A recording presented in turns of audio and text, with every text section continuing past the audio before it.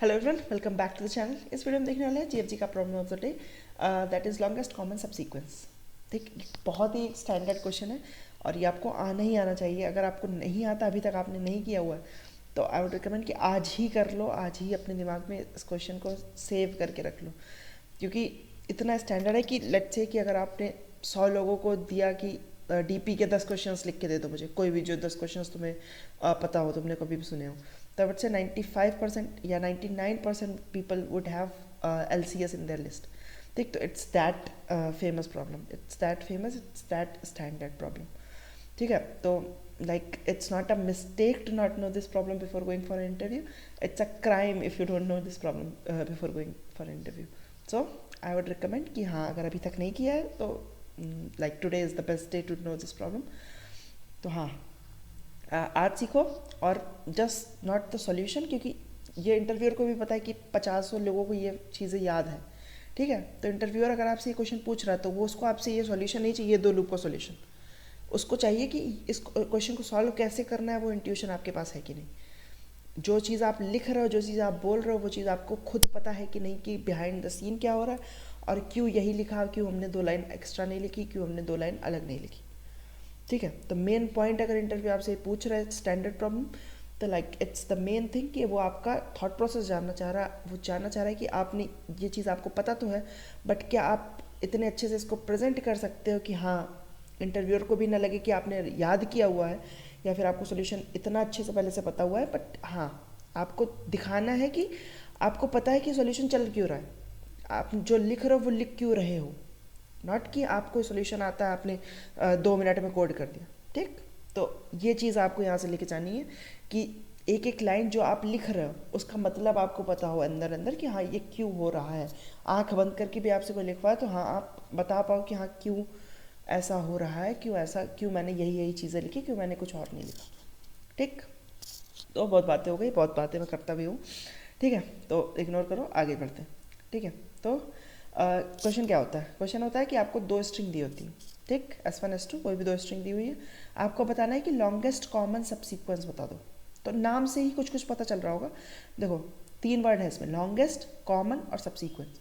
Subsequence क्या होता है? सबसीक्वेंस होता है कि हर एक लेटर, हर एक कैरेक्टर के पास 2 चॉइसेस हैं। क्या चॉइस है? कि या तो वो आपके सबसीक्वेंस में आएगा या तो आपके सबसीक्वेंस में नहीं आएगा। ठीक है, तो 2 स्ट्रिंग क्योंकि आपको दी हुई है, तो मतलब कि दोनों स्ट्रिंग से एक एक सबसीक्वेंस आपको उठाना है। ठीक, कॉमन सबसीक्वेंस, कॉमन सबसीक्वेंस मतलब कि जो दोनों स्ट्रिंग से सबसीक्वेंस उठाया है दैट शुड बी इक्वल। ठीक, तो मतलब इक्वल लेंथ का उठाओगे दोनों तरफ से, और जो जो सबसीक्वेंस उठाओगे वो पहली स्ट्रिंग में भी होना चाहिए और वही सबसीक्वेंस आपका दूसरी स्ट्रिंग पे भी होना चाहिए। तीसरा वर्ड है लॉन्गेस्ट, यानी कि ऐसा जितने भी सबसीक्वेंस पॉसिबल है कि पहली स्ट्रिंग में वो सबसीक्वेंस है और दूसरे में भी वो है, उनमें से जो सबसे बड़ा ऐसा सबसीक्वेंस है वो आप बता दो। ठीक, तो आपको क्या बताना है? आपको लेंथ बतानी है कि length of the longest common subsequence that can be there in between 2 strings like S1 and S2। ठीक, तो आइए एक बार एग्जाम्पल से देख लेते हैं एग्जाम्पल क्या कहता है। तो एग्जाम्पल में मान लो आपको दिया हुआ है पहला एग्जाम्पल कि ABCD और पता नहीं क्या RG समथिंग ऐसे कुछ था, और दूसरा स्ट्रिंग मान लो दी हुई है AFC let's say anything H, like यहाँ पे भी एक H था, यस H, और फिर P, जो भी हो D से। ठीक, अब देखो, अब सब सीक्वेंस कौन सा होगा इसमें लॉन्गेस्ट कॉमन सब सीक्वेंस? देखो, मैं कहता हूँ कि A देखो इसमें भी है, A इसमें भी है, फिर C उठाया आपने, फिर C उठाया, फिर आपने देखो अब D उठाओगे तो ये वाला D उठाओगे तो इसके बाद कोई कैरेक्टर नहीं उठा सकते, या तो क्या, फिर आप A C और ये H उठा लो, तो A C और H भी है यहाँ पे। ठीक, तो यानी कि किसी भी तरीके से 3 लेंथ का ही सब सीक्वेंस सबसे बड़ा बना सकते हो। ठीक, तो अब इसका नाइवेस्ट वे जो आपको आपके दिमाग में आ रहा होगा, ब्रूट फोर्स, बिल्कुल कि क्या कर सकते हो अगर बिल्कुल करने पे आ गई बात कि हाँ, करके ही दो, किसी भी कॉम्प्लेक्सिटी कुछ भी लिख दो, कुछ भी लिख दो कोड में, बस किसी तरीके से चला दो इसको।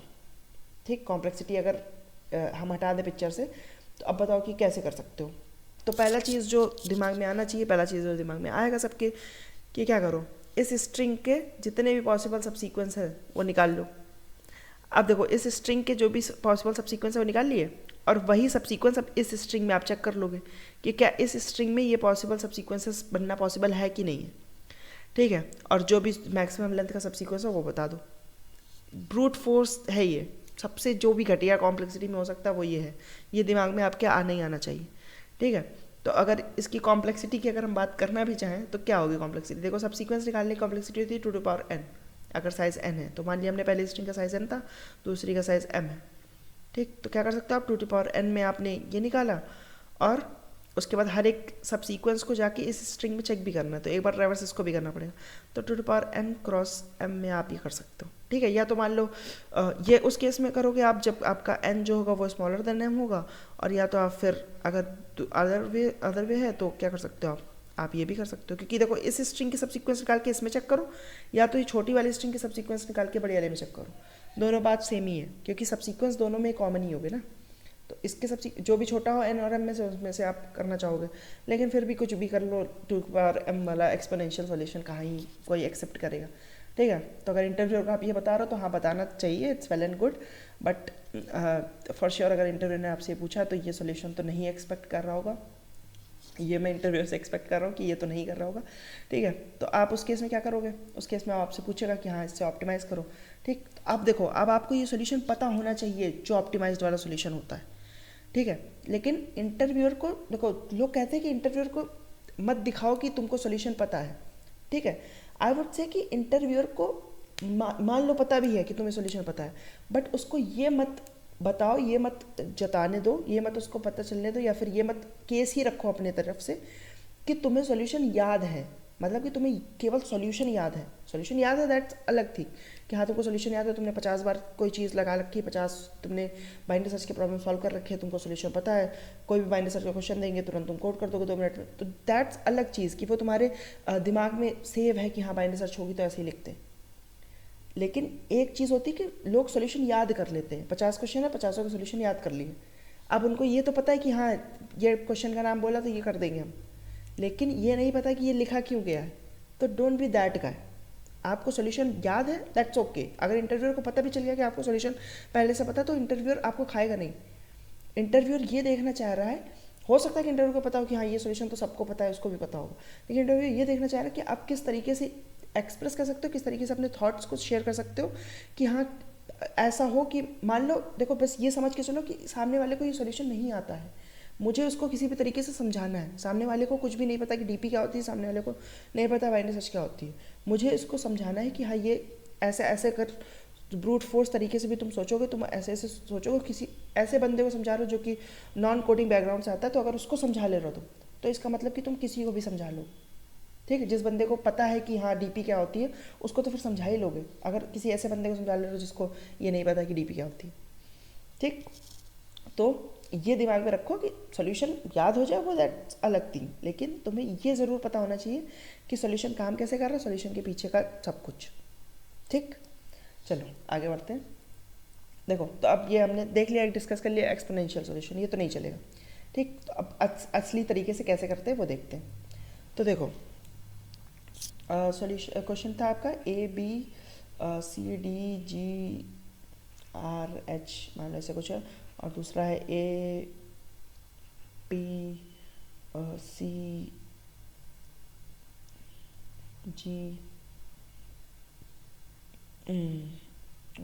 व्हाट मोर या D E भी ले लो, ठीक। ये मान लो 2 स्ट्रिंग्स है आपके पास, ठीक। इनकी लेंथ अलग हो सकती है, इसमें तो ये तो आपको पता ही होगा, इसकी लेंथ अलग हो सकती है, इससे कोई लेना देना नहीं है। जो सब सीक्वेंस चूज़ करोगे उसकी लेंथ तो सेम होनी चाहिए, ठीक, सेम होनी चाहिए, ठीक। तो अब क्या कर सकते हो आप, अब जो असली सॉल्यूशन होता है वो क्या कहता है, वो कहता है देखो आप देखो टाइम कॉम्प्लेक्सिटी एक बार अगर हम देखें कि देखो आपको कंस्ट्रेंट दिए हुए हैं 10⁻3, अब अगर आप कंस्ट्रेंट से उल्टा सॉल्यूशन की तरफ बढ़ने की कोशिश करो, देखो 10⁻3 दिया हुआ, तो इसका मतलब देखो 10⁻3 आपका S1 का भी कंस्ट्रेंट है, 10⁻3 आपका S2 का भी कंस्ट्रेंट है। तो देखो अब आपको एक बार S1 और S2 दोनों स्ट्रिंग की लेंथ की तो नीड पड़ेगी, उतना तो मतलब आप ट्रैवर्स करोगे ही बेयर मिनिमम, कि दोनों स्ट्रिंग में कैरेक्टर्स क्या हैं ये तो आपको पता होनी चाहिए ना, तभी तो आप लॉन्गेस्ट शॉर्टेस्ट कुछ भी निकाल पाओगे। कैरेक्टर्स ही नहीं पता होंगे स्ट्रिंग में क्या है, बिना ट्रैवर्स करे तो काम हो ही नहीं सकता है, ठीक है। तो यानी कि N और M में से जो मैक्सिमम उतना तो आप करोगे ही, लेकिन आपको देखो कंस्ट्रेंट दिए हुए हैं कुछ n स्क्वायर या m स्क्वायर वाले, है ना, या फिर n क्रॉस m वाले। तो देखो n स्क्वायर m स्क्वायर में आपका उतना बेस्ट नहीं हो निकल के आ रहा है, क्योंकि आपको दोनों स्ट्रिंग को ट्रैवर्स करने का काम है। तो यानी कि आप कुछ ऐसा इंटेंडेड सॉल्यूशन है आपका कि आप इस स्ट्रिंग को भी ट्रैवर्स करो और इस स्ट्रिंग को भी ट्रैवर्स करो, यानी कि n क्रॉस m में आप कुछ अगर निकालने की कोशिश करो तो निकाल सकते हो। ठीक, तो n क्रॉस m मतलब कि सारे पॉइंट के लिए सारे पॉइंट को चेक कर सकते हो। ठीक, तो अगर इस ये सोचने की आप कोशिश करो तो अब देखो थोड़ा थोड़ा आपको चीज़ समझ में आने भी लगेगी। कैसे कि देखो इस पॉइंट के लिए इसको इससे मैच कर लो, या तो इसको इससे मैच कर लो, या तो इसको इससे मैच कर लो, या तो इसको इससे मैच कर लो, या तो इसको इससे मैच कर लो, या तो इसको इससे मैच कर लो। ठीक, बात क्या हो रही है? बात हो रही है कि ये क्या आंसर में जा सकता है मेरे, ये ए जो है ये क्या मेरे आंसर का पार्ट बन सकता है कि नहीं। अगर ये ए मेरे आंसर का पार्ट बन रहा है तो क्या होगा, तो देखो ये किसी ऐसे आदमी से जुड़ जाएगा, मान लो एक ए यहाँ भी लिखा होता, ठीक है, तो ये ए या तो इस वाले ए के साथ पेयर बना के मेरे आंसर में आ जाएगा।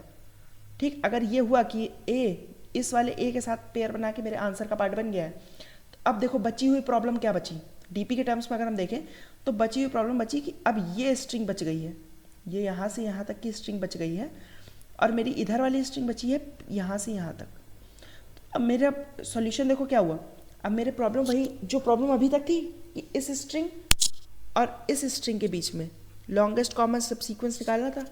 मैंने एक कैरेक्टर को अलग कर लिया है कि मेरा ए जो है ये तो अब आंसर में आएगा ही आएगा। अब तुम बता दो मुझे कि ये BCDGRH और ये जो PCGADE है, इस वाली स्ट्रिंग और इस वाली स्ट्रिंग के बीच का लॉन्गेस्ट कॉमन LIS, ठीक, यानी कि लॉन्गेस्ट कॉमन सबसीक्वेंस, जो भी इसका सबसीक्वेंस होगा उसके आगे मैं लॉन्गेस्ट सबसीक्वेंस के आगे मैंने ए लगा दूंगा तो मेरा और लॉन्गेस्ट हो जाएगा।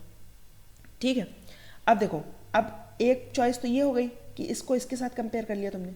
अब दूसरी चॉइस और क्या हो सकती है, दूसरी चॉइस हो सकती, आप कहोगे कि ठीक है इसको इसके साथ कंपेयर कर लिया तो इसमें तुम्हें बाकी से चेक करने की क्या ज़रूरत है। मैं कह रहा हूँ नहीं, इसको तुम्हें इस वाले के साथ भी चेक करना पड़ेगा, क्योंकि ऐसा हो सकता है कि जो तुम्हारा इस वाला और इस वाली स्ट्रिंग के साथ जो LIS निकल के आ रहा है वो छोटा हो इस स्ट्रिंग और ये जो ये वाली स्ट्रिंग है इसके LIS से। ऐसा हो सकता है, बिल्कुल हो सकता है कि ये LIS जो आपको वो बड़ा हो और ये वाला LIS छोटा हो। ठीक है, तो आपका आंसर चेंज हो सकता है, इसलिए आपको सारी पॉसिबिलिटी एक्सप्लोर करनी पड़ती है। डीपी का पहला नियम ही यही है, डीपी कहती है कि मैं सारी पॉसिबिलिटी एक्सप्लोर करूँगी, जो हाँ डुप्लीकेसी होती है उसको हटाती जाऊँगी मेमोराइज करके, लेकिन मैं पॉसिबिलिटी सारी आपकी एक्सप्लोर करूँगी। ठीक है, तो डीपी मतलब कि सारी पॉसिबिलिटी एक्सप्लोर होनी चाहिए। तो यानी कि एक ए इसके साथ आपका बना सकता है पेयर, यानी कि इसके साथ मिल के आपका आंसर में आ जाए, और या तो इस वाले के साथ मिल के आपका आंसर में आ जाए, किसी और के साथ नहीं मिल के आ सकता कि यानी ए इस सी के साथ नहीं पेयर बना सकता है, क्योंकि ये तो फिर इस सब सीक्वेंस में कैसे आ रहा हो, कॉमन वाले सब सीक्वेंस में तुम किसी और के साथ पेयर बना के तो आ ही नहीं सकते हो ना। तो यानी कि अगर ये ए को आंसर में आना है, दो चॉइसेस है इस ए के पास भी कि ये तो या तो सब सीक्वेंस का पार्ट बन सकता है, या तो ये कहते हैं कि मुझे नहीं बनना सब सीक्वेंस का पार्ट, तो छोड़ देंगे इसको हम कि ठीक है अब बी के लिए चेक करेंगे, तुम सब सीक्वेंस का पार्ट नहीं बनना चाहते मत बनो। लेकिन अगर ये ए सब सीक्वेंस का पार्ट बनना चाहता है तो ये बी में दूसरी वाली स्ट्रिंग में जहाँ जहाँ पे बी है उसके साथ एक बार इसको मैच करा दोगे, और आप कहोगे कि अब जो बची हुई स्ट्रिंग है दोनों स्ट्रिंग की, दोनों मतलब कि आपके हाँ दोनों स्ट्रिंग की जो बची हुई आपकी सब स्ट्रिंग है एक तरीके से कह सकते हो, उनके बीच का जो LIS है वो फाइंड करके दे दो। ठीक, तो ये आपका डीपी का सोल्यूशन हो गया। अगर इसको आप अगर आपको डीपी आती है तो अब ये कोड करना तो बहुत ईजी है, क्योंकि देखो क्या करना है आपको, आप क्या लेके चलोगे, एक लेके चलोगे आई, एक लेके चलोगे जे। ठीक है, ये आई मतलब कि पहली स्ट्रिंग कहाँ से स्टार्ट होकर एन तक जा रही है। देखो स्ट्रिंग दी हुई है, अब स्ट्रिंग आप कैसे डिफाइन कर सकते हो, स्ट्रिंग डिफाइन कर सकते हो किसी भी आई से, ये तो एन है यानी कि यहाँ से यहाँ तक की स्ट्रिंग है।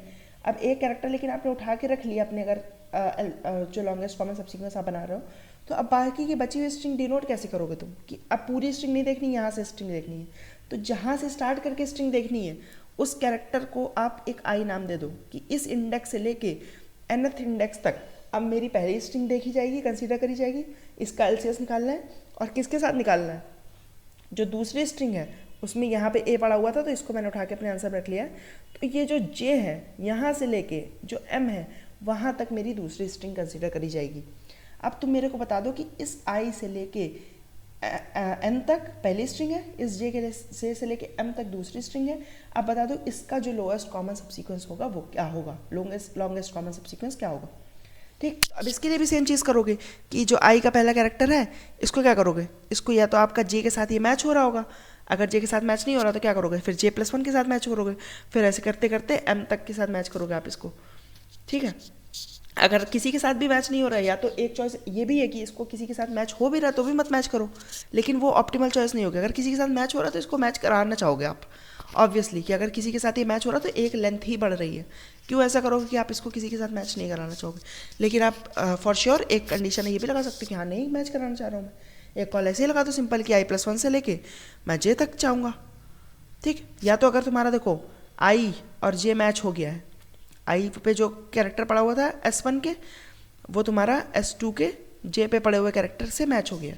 अगर मैच हो गया तो इसका मतलब आप क्या करोगे, अब दूसरी स्ट्रिंग मेरी I+1 से लेके J+1 वाली, यहाँ पे I+1 से स्ट्रिंग चालू हो जाएगी, यहाँ से J+1 से, क्योंकि I और J मैच हो गए।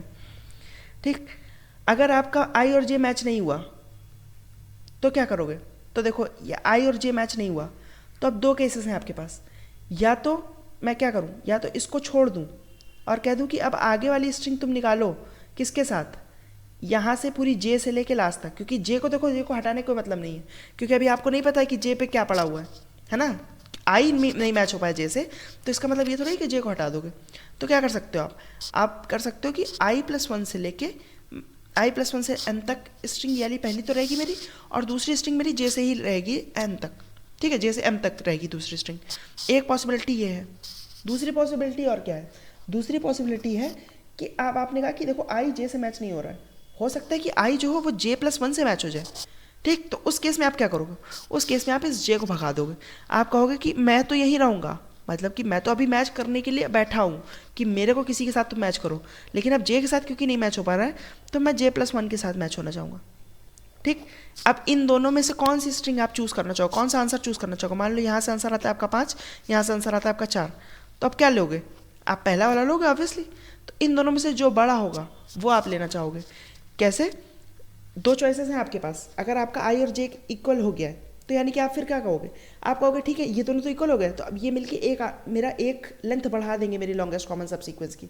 अब क्या करना चाहोगे आपने कहा ये इसके साथ मैच हो गया तो अब इसके आगे की स्ट्रिंग देखोगे, और ये इसके साथ मैच हो गया तो इसलिए इसके आगे की स्ट्रिंग देखोगे। तो अब इन दोनों स्ट्रिंग की बात होगी, कहाँ से, I+1 से M तक और J+1 से M तक। ठीक, लेकिन मान लो अगर I और J मैच ही नहीं हुए तो आपने क्या किया, आपने कहा मेरे पास दो चॉइसेस हैं, या तो मैं I को रखूँ कि I को किसी और के साथ मैच करूँगा, तो I को किसके साथ मैच कर सकते हो, अब J के साथ तो मैच नहीं हुआ तो J+1 से आगे की स्ट्रिंग के लिए, और ये स्ट्रिंग I से लेके पूरी लास्ट तक रहेगी। और दूसरी चॉइस आपके पास क्या है, दूसरी चॉइस आपके पास है कि मैं क्या करूँ, मैं करूँगा I को छोड़ दूँ कि I मैच नहीं हो पा रहा है, तो I छोड़ दिया आपने, I को आगे बढ़ा दिया, और क्या कहा आपने कहा कि अब इस J को मैच करने की कोशिश करो, तुम किससे, इस J को मैच करने की कोशिश करो I+1 से। ठीक है, तो ये दोनों चॉइसेस हैं, इन दोनों का जो मैक्स होगा वो आप चूज़ कर लो। ठीक, अगर आपको DP लिखनी आती है तो ये आपका ट्रांजिशन हो गया। ट्रांजिशन आपको पता चल गया क्या ट्रांजिशन है, देखो, और दो चेंजिंग वेरिएबल्स कौन है, चेंजिंग वेरिएबल्स भी दो हैं, तो यानी कि ये आपकी स्टेट हो गई। स्टेट क्या है कि कौन सी कहाँ से कहाँ तक की स्ट्रिंग आपकी कंसीडर हो रही है। ठीक, अब मैं आपको प्रॉपर DP के टर्म्स बताता हूँ, ये तो नॉर्मल आपका समझाने के लिए बताया, अब अगर प्रॉपर DP के टर्म्स में आप सोचने की कोशिश करो तो देखो ये है चेंजिंग वेरिएबल्स क्या क्या है। देखो, एक है कि I से लेके N तक स्ट्रिंग की बात हो रही, एक है J से लेके M तक की स्ट्रिंग की बात हो रही। देखो, अब N चेंज नहीं हो रहा, M चेंज नहीं हो रहा, ये एंड पॉइंट है स्ट्रिंग की जहाँ पे खत्म हो रही वो है। ठीक, ये I और J आपका चेंज हो रहा है, तो ये आपकी स्टेट में आ जाएंगे, ये I स्टेट में आ गया और J स्टेट में आ गया। I और J वेरी कहाँ से कहाँ तक कर सकते हैं, स्ट्रिंग की लेंथ तक, स्ट्रिंग की लेंथ है 10⁻3, स्ट्रिंग की लेंथ है 10⁻3 तक। ठीक, तो यानी कि ये आपका 10⁻6 हो गया।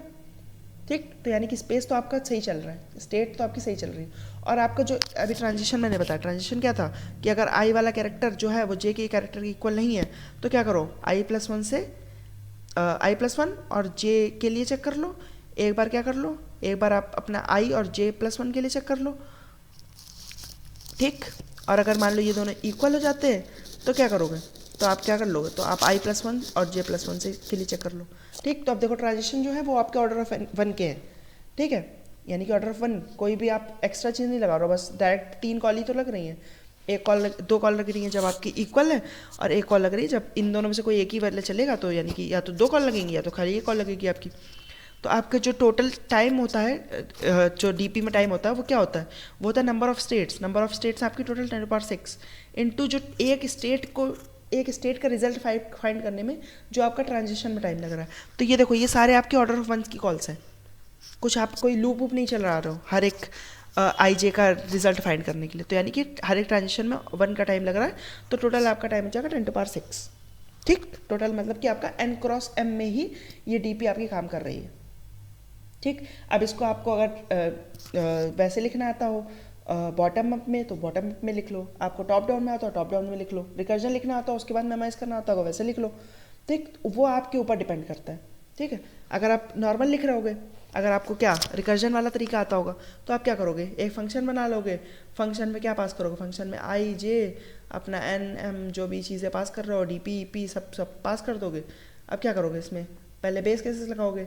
बेस केस क्या है आपका, बेस केस है कि अगर मान लो कोई भी एक स्ट्रिंग खत्म हो गई, ये लास्ट में आ गया तो ये लास्ट में आ गया है, यानी कि एक स्ट्रिंग खत्म हो गई तो आप क्या ही कर लोगे, तो उसके लिए आप क्या कर दोगे, रिटर्न कर दोगे 0।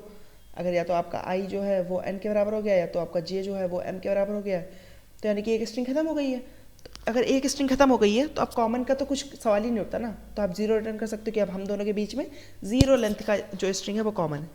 ठीक, वरना एक डीपी वाली जो कंडीशन होती है कि डीपी ऑफ आई जे अगर आपका ये जो है ये -1 के इक्वल है नहीं है, तो फिर आप क्या करोगे, तो ये रिटर्न कर दो। ये जो डीपी की कॉल होती है आपकी वो सिंपल से लगा दोगे।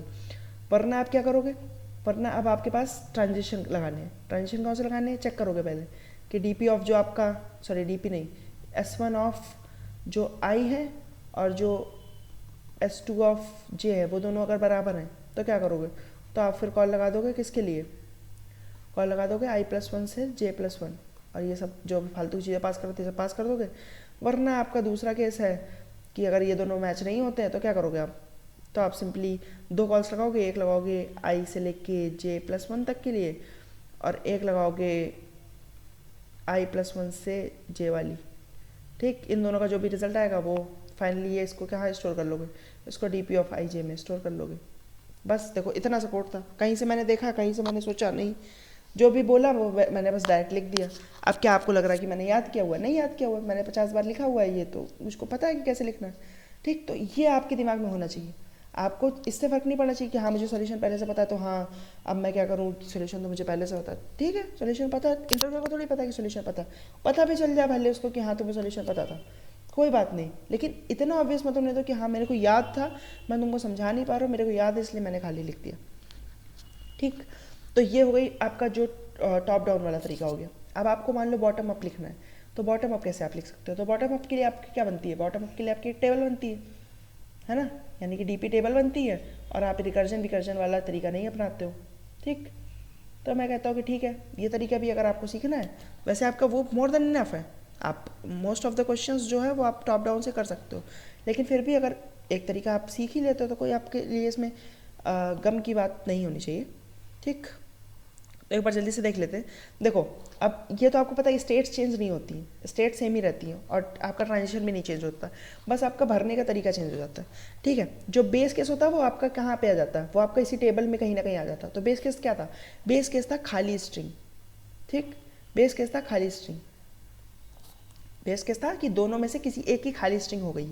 तो देखो वो केस यहाँ पे आ जाएगा। अब बाकी की स्ट्रिंग जो है S1 जो है वो मैं यहाँ लिखूँगा, S2 जो है वो मैं यहाँ लिखूँगा। ठीक, मान लो S1 थी मेरी क्या, A B G D C, मान लो ये थी मेरी, और दूसरी स्ट्रिंग क्या थी, दूसरी स्ट्रिंग मान लो थी मेरी A F D और लेट्स से आपकी C या G, जो भी ले लो, G ले लो मान लो। ठीक, तो ये थी आपकी। ठीक, अब देखो ये वाली रो और ये वाली रो क्या डिनोट कर रही है, ये रो डिनोट कर रही है कि मेरी जो S2 है वो खाली है, और मेरा जो S1 है वो क्या है, वो या तो यहाँ पे रहेगा तो खाली हो सकता है, यहाँ पे रहेगा तो A है, यहाँ पे रहेगा तो AB है, यहाँ पे रहेगा तो ABG है, यहाँ पे रहेगा तो किसी भी एक पॉइंट पे क्या, देखो ये वाला पॉइंट क्या बता रहा है, ये वाला पॉइंट बता रहा है कि इस पॉइंट में मेरा जो S1 है वो मेरा है ABGD। ठीक, ये वाला पॉइंट बता रहा है, और मेरा जो S2 है वो क्या है, वो है मेरा AFD। तो यहाँ पे क्या पढ़ा होगा, यहाँ पे पढ़ा होगा कि ABGD और AFD में लॉन्गेस्ट कॉमन सबसीक्वेंस क्या है, ये चीज़ यहाँ पे पढ़ी होगी आपकी, इसकी लेंथ पढ़ी होगी। ठीक, ऐसे ही करते करते अगर आपने पूरी भर ली तो इस पॉइंट पे आपका क्या पढ़ा होगा, इस पॉइंट पे पढ़ा होगा कि ABGDC जो कि आपकी पूरी S1 है और जो S2 है AFDG, उसका दोनों का जो लॉन्गेस्ट कॉमन सबसीक्वेंस है वो यहाँ पे पढ़ा होगा। तो फाइनली जो आपका आंसर होगा वो आपका इस वाली पोजीशन पे पढ़ा होगा जब पूरी आपकी ये DP भर जाएगी। तो जब ये पोजीशन की वैल्यू आपको पता चल जाए तो ये आपको रिटर्न करनी है बेसिकली। अब भरोगे कैसे, देखो बेस केसेस जो होंगे वो पहले ही इस टेबल में भर लो। बेस केसेस क्या है, देखो ये वाली रो क्या बता रही है, ये वाली रो बता रही है कि S2 की वैल्यू जो है वो खाली है। अब देखो S2 खाली है, S1 कुछ भी हो, आंसर क्या होगा, आंसर होगा 0। किसी और कलर से पढ़ता हूँ, S2 खाली है, S1 में कुछ भी ले आओ तो 0 होगा, क्योंकि एक स्ट्रिंग खाली है तो दूसरी स्ट्रिंग कुछ भी ले आओ, कॉमन क्या रहेगा, कॉमन खाली स्ट्रिंग रहेगी। ठीक है, ऐसे ही सेम चीज़ ये वाली कॉलम क्या दिखा रहा है, ये वाला कॉलम दिखा रहा है कि जो आपकी S1 है वो खाली है, S2 आपका कुछ भी हो तो इस केस में भी क्या होगा, इस केस में भी 0 ही रहेगा। ठीक है, अब इस पॉइंट पे आए, अब इस पॉइंट पे आए तो देखो क्या, इस पॉइंट में S2 का जो पहला कैरेक्टर है और S1 का ये वाला कैरेक्टर, ये दोनों की मैचिंग हो रही है। अगर ये दोनों मैच हो जाते हैं यानी कि ये दोनों सेम है तो क्या होगा, तो आप क्या कहोगे, इसका ये वाला कैरेक्टर छोड़ दो, इसका ये वाला कैरेक्टर छोड़ दो, यानी कि एक रो पीछे जाओ और एक कॉलम पीछे जाओ। इसका ये वाला कैरेक्टर छोड़ा तो एक कॉलम पीछे आए, इसका ये वाला कैरेक्टर छोड़ा तो एक रो पीछे आए। तो अब इस रो और इस कॉलम के पीछे आए तो यहाँ पे आ गया आपने कहा यहाँ का जो आंसर है उसमें हम +1 कर सकते हैं। +1 क्यों, +1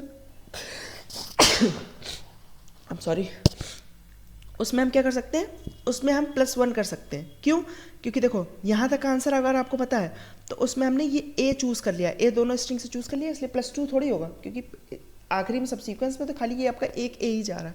ठीक है, तो उसमें हम क्या कर सकते हैं, उसमें हम +1 कर सकते हैं। अब मान लो इस पोजीशन पे, आप इस पोजीशन पे क्या कह रहा है, ये पोजीशन कह रही है कि आपकी पहली स्ट्रिंग का A भी कंसीडर हो रहा है, दूसरी स्ट्रिंग का A कंसीडर हो रहा है, और कैरेक्टर कौन कौन से कंपेयर हो रहा है, कैरेक्टर कंपेयर हो रहा है आपका A B के साथ। ठीक, अब देखो A B जो है वो आपका सेम नहीं है, A B जो है आपका वो सेम नहीं है, तो क्या होगा, तो आपके पास दो चॉइसेस थी, कौन कौन सी चॉइस, कि या तो B को ड्रॉप करो और A को उसमें लिए रखो। ठीक है, अगर B को ड्रॉप करा यानी कि एक रो में तो पीछे आओगे लेकिन A को ड्रॉप नहीं कर रहे हो तो नहीं, सॉरी कॉलम में तो पीछे आओगे लेकिन A को ड्रॉप नहीं कर रहे हो इसलिए रो में पीछे नहीं आओगे, तो यानी कि इसी रो में रहोगे और एक कॉलम पीछे आ जाओगे, यानी कि यहाँ पे फैसला हो रहा था तो इसी रो में रहोगे और एक कॉलम पीछे आ जाओगे। तो जो यहाँ पे वैल्यू पड़ी है और दूसरी वैल्यू क्या थी कि B को ऐसे ही रखो, जो S2 है उसका कैरेक्टर जो है वो ड्रॉप कर दो, तो इसको ड्रॉप करोगे तो एक रो में पीछे आ जाओगे, यानी कि इसी कॉलम में रहो, इसी जहाँ पे इसी कॉलम में रहो और एक रो पीछे आ जाओ, यानी कि इस वैल्यू पे।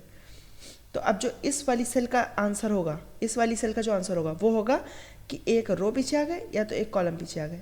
इन दोनों में से जो ज़्यादा बड़ा है, जो ज़्यादा बड़ा आंसर दे सकता है, जो हम निकाल रहे थे ना कि 2 कॉल्स का मैक्स निकाल रहे थे, वो यही 2 कॉल्स हैं कि एक या तो इसका B छोड़ दो या तो इसका A छोड़ दो। B छोड़ोगे तो यहाँ पे आओगे, A छोड़ोगे तो यहाँ पे आओगे। इन दोनों का जो मैक्स है वो उठा के यहाँ पे रख सकते हो आप, तो यानी कि 1 रख लिया उठा के। ठीक, ऐसे ही A और G के लिए होगा। अब देखो क्या कर रहे थे, ये देख रहे थे एक ऊपर वाली और एक लेफ्ट वाली, ये दोनों वैल्यूज में से मैक्स जो होगा वो उठा के रख लो। A और D के लिए देखो, A और D के लिए या तो ऊपर वाली या तो ये वाली। ठीक, ऐसे A और C के लिए या तो ऊपर वाली या तो ये वाली। अगर आप किसी भी पॉइंट पे देखो तो क्या ये है कि ABGDC और ये है A, इन दोनों में लॉन्गेस्ट कॉमन सबसीक्वेंस क्या है, तो वो फाइनली A ही तो होगा, है ना, क्योंकि A और A मैच जो हुआ है। तो हर पॉइंट पे जो पड़ा है वैल्यू वो सही वैल्यू कैलकुलेट हो रही है, या वेरीफाई भी कर सकते हो। ठीक है, अब देखो ये वाला सेल भरने की कोशिश करो, मान लो ये वाला सेल आप अपने आप से भरने की कोशिश करो, क्या है AF और AB यहाँ से इसको कंसीडर किया जा रहा है। अब लेकिन चेक क्या हो रहा है, चेक हो रहा है F किसके साथ, चेक हो रहा है F B के साथ।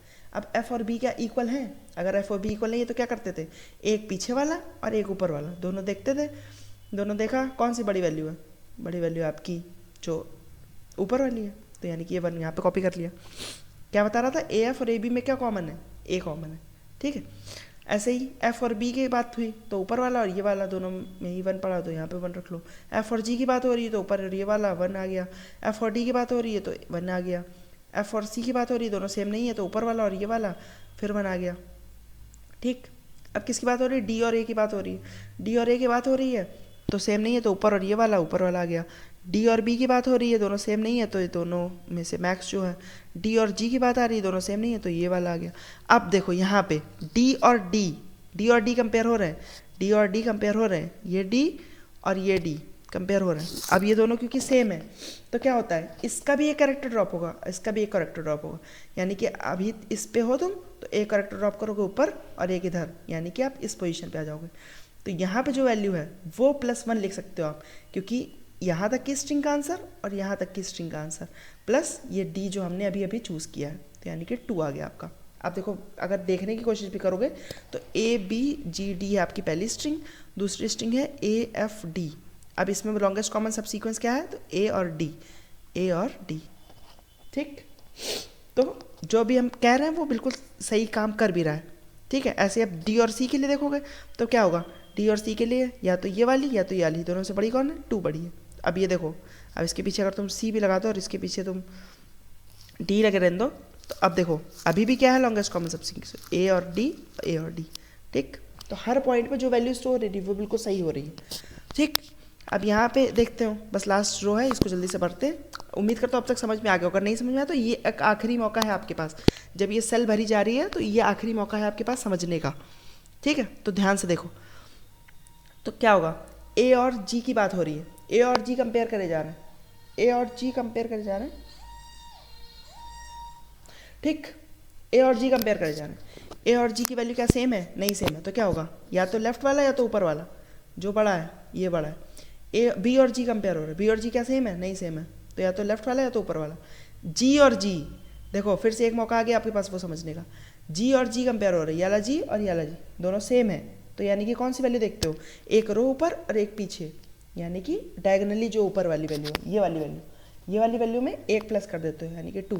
अब देखो बात हो रही है कि ए बी जी की, और दूसरी स्ट्रिंग बात हो रही है ए एफ डी जी की, दोनों में कॉमन क्या है, ए जी। ठीक, तो दो लेंथ हो गई इसकी। अब फिर से जी और डी की बात हो रही है, जी और डी सेम है, नहीं सेम है, तो दोनों में से जो मैक्स हो, 2 ही मैक्स है। जी और सी की बात हो रही है, दोनों में से कौन सा मैक्स है, दोनों में से मैक्स है आपका, कौन मैक्स है, दोनों में से दोनों ही मैक्स है, तो 2 ले सकते हो आप। ठीक है, लेकिन मान लो अगर यहाँ पे जी होता आपका, यहाँ पे अगर जी होता तो अब देखो कुछ चेंज होगा, क्या चेंज होता, ये जी और ये जी मिलके जो है वो आपका क्या कर सकते हैं, वो आपका एक बढ़ा सकते हैं, तो क्या होगा, ये जी और ये जी मिल गए, तो अब आप ये डायगनली वाली वैल्यू देखोगे, डायगनली वाली वैल्यू मिला के ये 3 हो जाएगा।